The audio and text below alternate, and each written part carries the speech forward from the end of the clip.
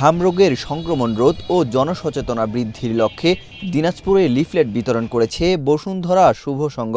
22 April বুধবার সকাল 11টায় শহরের লিলিমুর এলাকা থেকে শুরু হয়ে দিনব্যাপী বাহাদুর বাজার মোড়, রেল স্টেশন সহ বিভিন্ন জনসমাগমপূর্ণ স্থানে এ কার্যক্রম পরিচালিত করেন প্রতিষ্ঠানটির দিনাজপুর সদর উপজেলা শাখা। কর্মসূচির অংশ হিসেবে সংগঠনের সদস্যরা পথচারী, দোকানদার ও সাধারণ মানুষের মাঝে লিফলেট বিতরণ করে হামরোগের লক্ষণ, সংক্রমণের কারণ, প্রতিরোধের উপায় এবং টিকাদানের গুরুত্ব সম্পর্কে সচেতনতা তৈরি করেন।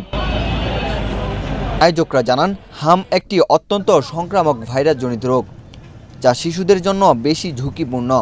সময়মতো টিকা গ্রহণ ও সচেতনতা বৃদ্ধির মাধ্যমে এ রোগ প্রতিরোধ করা সম্ভব। এ কর্মসূচিতে সংগঠনের জেলা ও উপজেলা পর্যায়ের নেতৃবৃন্দ সহ অন্যান্য সদস্যরাও উপস্থিত ছিলেন। ওয়াহিদ হোসেন জিহাদ, বাংলাদেশ প্রতিদিন।